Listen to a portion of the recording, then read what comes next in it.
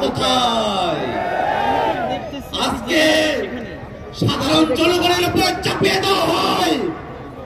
আমরা স্পষ্ট করে বলতে চাই, ওই 5ই আগস্ট বাংলাদেশের জনগণ সিদ্ধান্ত নিয়েছে আওয়ামী লীগ নামে, নৌকা মার্কার নামে, মুজিববাদী আদর্শের নামে বাংলাদেশে কোনো রাজনীতি চলতে পারে না। বন্ধুগণ আমার, এখনো পর্যন্ত আওয়ামী লীগের নিবন্ধন আছে। আমরা হুঁশিয়ারি দিয়ে বলতে চাই যে আওয়ামী লীগ বাংলাদেশে সন্ত্রাস করেছে। আওয়ামী লীগের নাম নির্বাচনের নিবন্ধনের খাতা থেকে কেটে সন্ত্রাসীদের খাতায় উল্লেখ করতে হবে।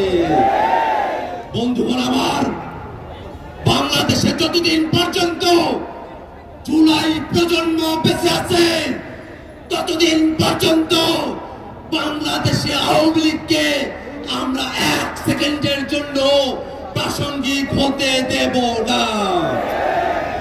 আওয়ামী লীগের দোসর জাতীয় পার্টি যারা 90-এর স্বৈরাচার প্রতিষ্ঠা করেছিল, তারাও বাংলাদেশে আওয়ামী লীগের রাজনীতিকে, স্বৈরাচারের দোসরের রাজনীতিকে প্রতিষ্ঠা করবার যে চেষ্টা করছে, তাদেরকে হুঁশিয়ার করে বলতে চাই, শুধুমাত্র আওয়ামী লীগ নয়, আওয়ামী লীগের প্রত্যেক দোসর তারা রাজনৈতিক দল হতে পারে, সুশীল সমাজের লোক হতে পারে, তারা সাংবাদিক হতে পারে, তারা বিচারপতি হতে পারে, যারাই আওয়ামী লীগকে বাংলাদেশে ন্যূনতম স্পেস দেওয়ার চেষ্টা করবে, তাদের প্রত্যেকের বিরুদ্ধে বাংলাদেশের ছাত্র জনতা দুর্গ গড়ে তুলবে।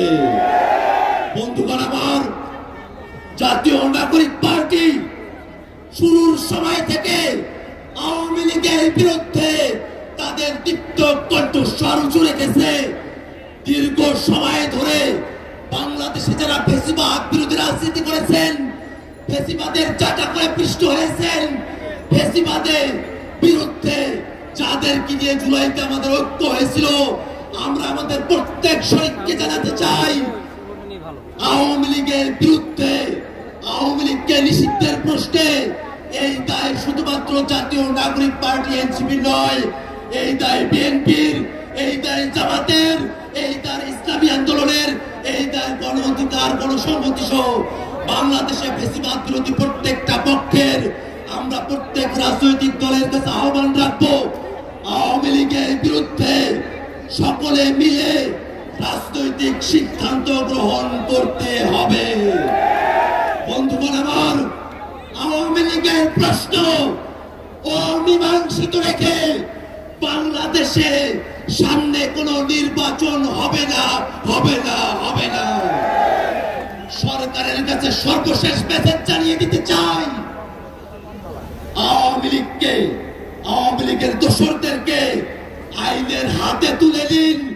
জনগণের হাতে যদি আওয়ামী লীগ পড়ে, আওয়ামী লীগ বাংলাদেশে আস্ত থাকবে না। আজকের এই সমাবেশে ঢাকা শহর আশেপাশের জেলাগুলো থেকে আপনারা যারা উপস্থিত হয়েছেন, তাদের সকলকে সংগ্রামী সালাম জানিয়ে আমি আমার বক্তব্য এখানে শেষ করছি।